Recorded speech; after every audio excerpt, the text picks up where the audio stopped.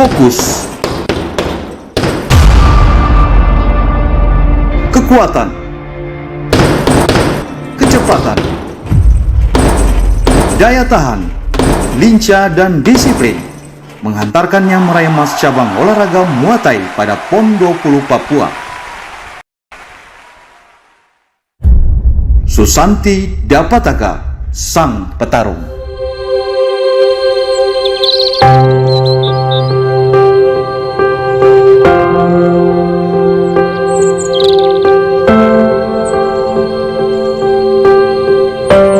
Alam Kabupaten Kupang meliputi pegunungan dan dataran dengan iklim tropis, kering, dan cenderung berangin.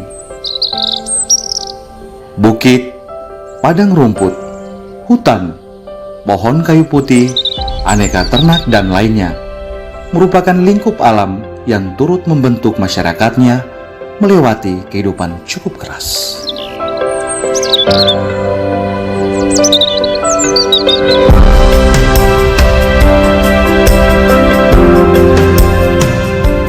Inilah kediaman orang tua Susanti Dapataka.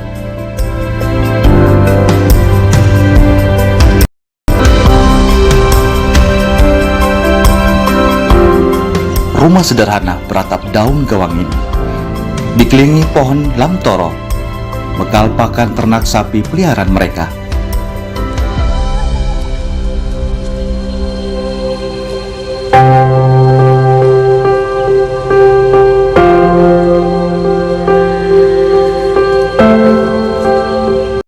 Maskur Dapataka, ayahanda Susanti, seorang petani.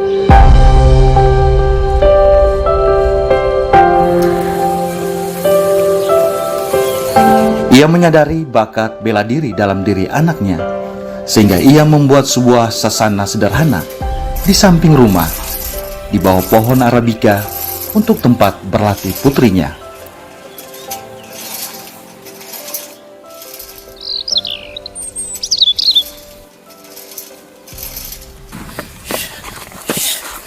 Saat putrinya berlatih, ia mengamati dari jauh dengan mata tuanya yang mulai meredup.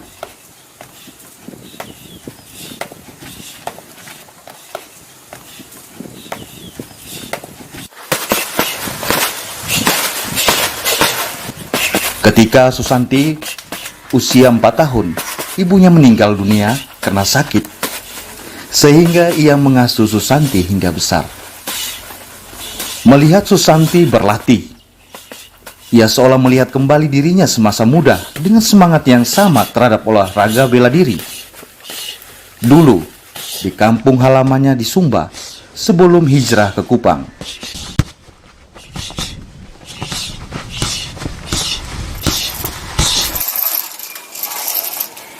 Sesekali ia memberikan arahan dan masukan untuk memperbaiki gerakan Susanti saat latihan. Yang membuat saya tetap semangat adalah yang pertama itu karena perekonomian keluarga. Dari sejak saya lulus SMA karena kendala biaya untuk melanjutkan ke pendidikan lebih tinggi, perkuliahan. Jadi saya memilih untuk tetap semangat terus berlatih, mengejar cita-cita saya yaitu dalam hobi saya. Siapa tahu dengan hobi itu saya bisa menciptakan prestasi dan bisa berhasil. Orang tua sangat-sangat mendukung. Itu salah satu yang membuat saya tetap semangat dan tetap terus berlatih. Karena dengan alat-alat sederhana yang dirancang oleh Bapak untuk tetap berlatih, walaupun tidak semewah yang atlet-atlet lain di luar sana, tapi itu yang membuat saya tetap semangat berlatih dengan alat sederhana dan dukungan dan semangat yang diberikan oleh Bapak. Kebetulan kita dari 4 bersaudara, saya dengan kakak laki-laki saya yang satu sama Bapak, karena Bapak juga dulunya atlet tinju juga.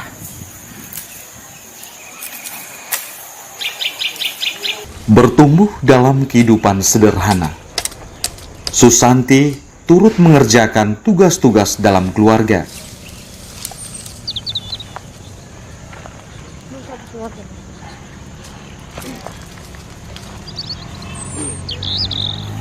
Ia ikut membantu ayahnya memelihara, memberi makan, serta menggembalakan ternak sapi milik mereka.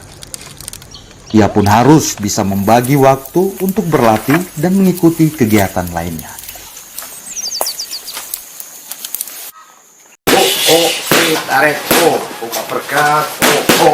Awalnya ia menekuni sebuah cabang olahraga bela diri lain, namun belum pernah ia mendapat kesempatan untuk bertarung. Elbow, palak, uppercut, straight, tarik, elbow 2, palak, straight. Ia terus berlatih dari waktu ke waktu. Jab, tarik kepala lain, jab, Hingga saatnya pun akhirnya menjadi pelatih pada cabang olahraga bela diri itu. Sini jab, Superman,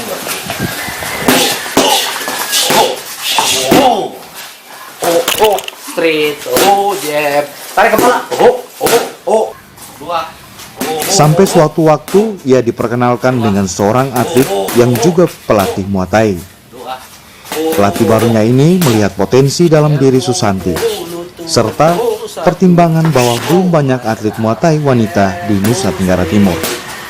Hal itulah yang mendorongnya untuk bersedia melatih Susanti. Sebelah, elbow, lutut. Kalau untuk bagaimana saya bertemu Susan, mungkin ya bisa dibilang ada sedikit kebetulan.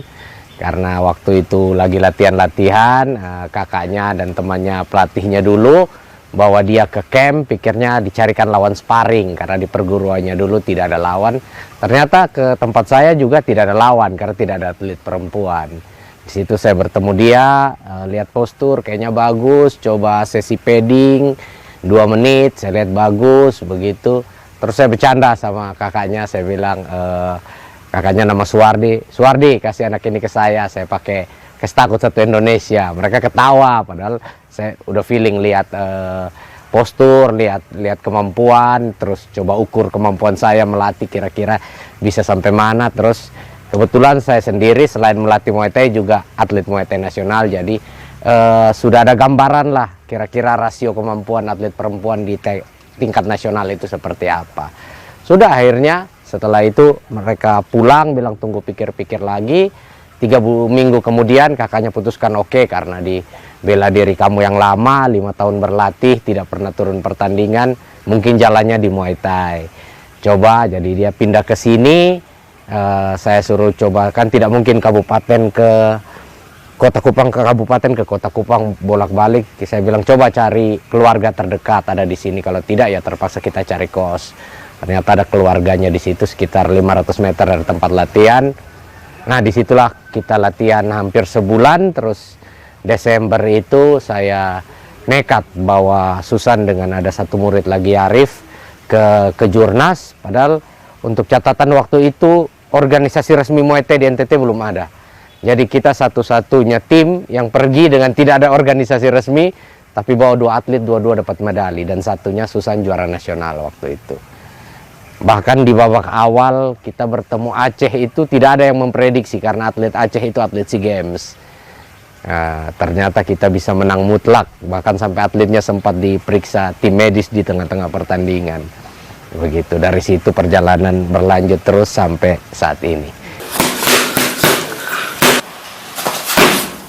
Saat itu Muay Thai belum resmi terdaftar di NTT, sehingga mereka harus berusaha untuk bisa mengikuti kompetisi demi kompetisi, bahkan harus menggadaikan BPKB sepeda motor.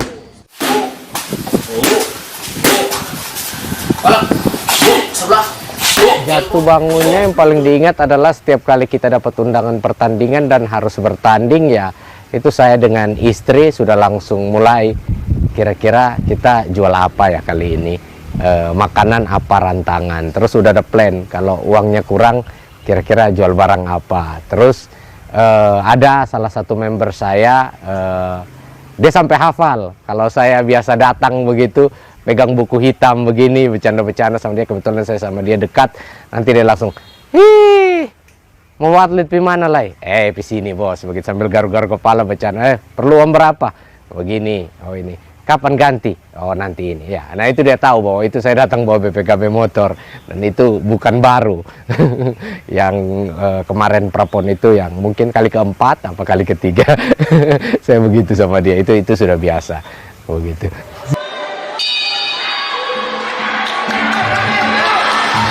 Upaya tersebut tidak sia-sia. Susanti pun akhirnya lolos prapon didampingi sang pelatih. Susanti pun giat berlatih untuk menghadap PON 20 Papua. Berbekal fokus latihan, pukulan, dan tendangan yang memiliki kekuatan, kecepatan, daya tahan fisik yang kuat serta lincah, Susanti akhirnya berhasil mengharumkan nama Nusa Tenggara Timur di cabang Muay Thai dengan membawa pulang medali emas. Ia berhasil meraih medali emas setelah mengalahkan atlet dari Jawa Barat. Yang pastinya kedepannya kalau mencapai masa depan yang lebih baik atau tampil event-event lebih besar, harapannya orang tua tetap ada, tetap mendampingi, tetap mendukung dan selalu sehat. Prestasi terbaik cabang olahraga berhasil diraih, namun Susanti tetaplah Susanti. Sosok sederhana dan apa adanya. Saat pulang dari Papua, meskipun pemerintah telah menyiapkan penyambutan, namun ia dan pelatihnya lebih memilih naik kendaraan umum masyarakat Kabupaten Kupang, yaitu mobil pick-up yang biasanya dipakai untuk mengangkut hasil pertanian menuju pasar tradisional. Kendaraan umum ini yang jugalah yang sering ditumpangi Susanti dari dan menuju kota. Hal ini sempat menarik perhatian masyarakat. Namun hal ini dapat dimaklumi sebagai bentuk penghargaan atas prestasi yang diraih dari kerja keras dan keterbatasan. Sejak saat itu Susanti banjir hadiah dari berbagai pihak, mulai dari diangkat menjadi pegawai honor pada Dinas Pemda dan Olahraga Provinsi Nusa Tenggara Timur, beasiswa kuliah, uang tunai, dan hadiah-hadiah lainnya. Ia pun berhasil membeli sebidang tanah dan membangun rumah permanen yang ia persembahkan kepada sang ayahanda tercinta. Akhirnya dengan kerja keras, konsisten dalam berlatih, mau dengar-dengaran pelatih, dukungan keluarga dan berbagai pihak, medali emas berhasil diraih di ajang PON Papua 2021. Dengan demikian, atas kemenangan ini, cabang olahraga Muay Thai resmi terdaftar di Provinsi NTT.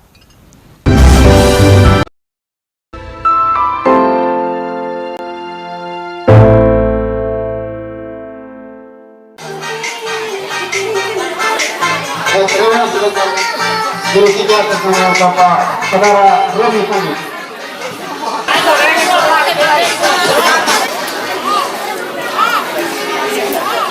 Muay Thai atau tinju Thai adalah seni bela diri keras dari kerajaan Thai. Teknik menendang pada Muay Thai adalah high kick, middle kick, dan low kick.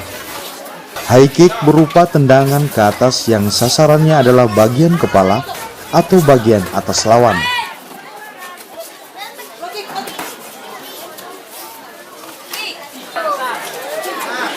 Middle kick adalah tendangan ke tengah yang sasaran utamanya adalah bagian depan tubuh lawan. Sedangkan low kick, tendangan ke bawah dengan sasaran utama tubuh bagian bawah lawan. Ada pula push kick dengan sasaran mendorong sasaran perut lawan. Ada pula knee kick yang kekuatannya menumpuk pada lutut.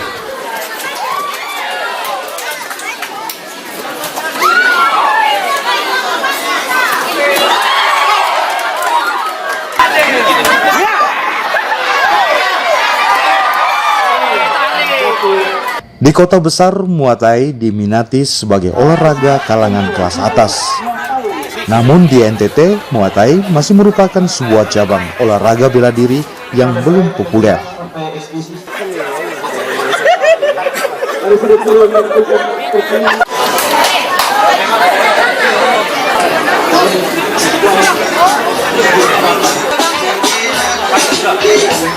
Sejumlah agenda diselenggarakan untuk menjaring atlet-atlet berpotensi untuk bisa muncul ke permukaan Kemudian dilatih dan dibina untuk mengikuti ajang-ajang kompetisi.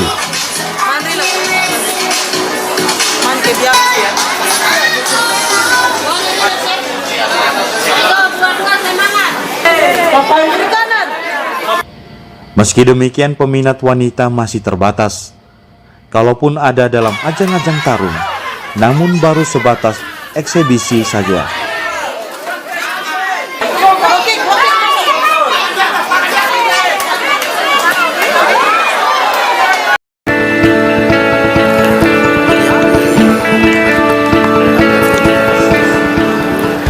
Susanti Dapataka terus didampingi pelatihnya mempersiapkan diri untuk mengikuti kompetisi-kompetisi Muay Thai selanjutnya. Ia masuk dalam pusat pelatihan untuk berkonsentrasi penuh, mempersiapkan diri, membawa nama NTT pada pertarungan-pertarungan berkelas.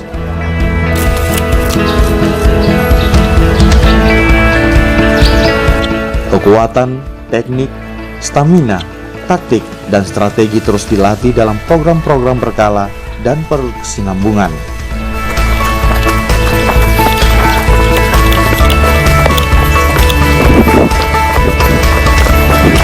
Menurut saya, Susan itu adalah perempuan yang mempunyai bakat di olahraga bela diri Muay Thai ini. Terbukti dia sudah beberapa kali menjuarain kejurnas dan terakhir itu PON yang di Papua mendapat medali emas. Susan mempunyai power pukulan dan power tendangan yang sangat baik. Susan itu orangnya disiplin, tepat waktu dan sangat menghargai pelatih. Jadi saya sebagai pelatih tidak kesusahan dalam menerapkan program latihan yang sudah dibuat, baik itu teknik, strategi, mental, fisik dan lain-lain gitu. Kedepan saya berharap Susan bisa lolos seleksi PON tahun 2023 dan ikut PON lagi tahun 2024 di Aceh Medan. Harapan saya yang lebih tinggi adalah agar Susan bisa mewakili Indonesia bermain di kancah internasional.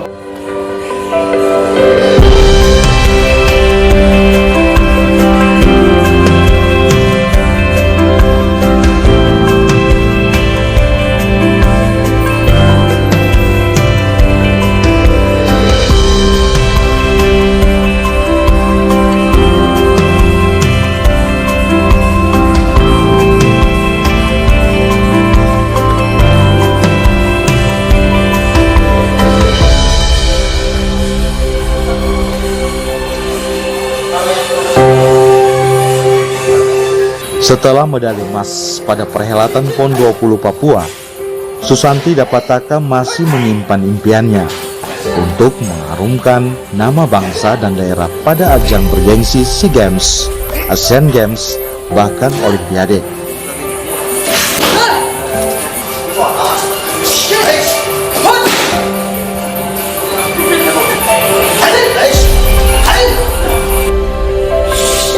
Susanti Dapataka memang sang petarung. Ia tidak hanya bertarung mengalahkan lawan-lawannya di medan pertandingan Muay Thai, namun ia juga memenangkan pertarungan melawan kerasnya hidup melalui kerja keras dan semangat juang yang tinggi.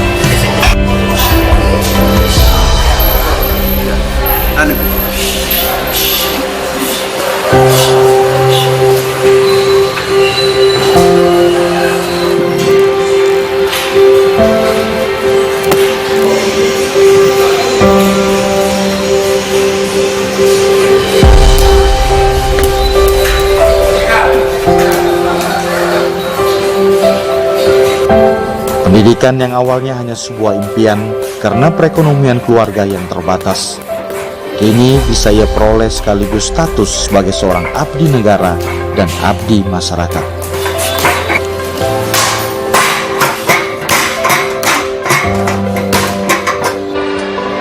Sebuah status yang didambakan oleh semua atlet berprestasi, ya sebuah kepastian hidup setelah usai gemerlap sorak-sorai panggung kemenangan.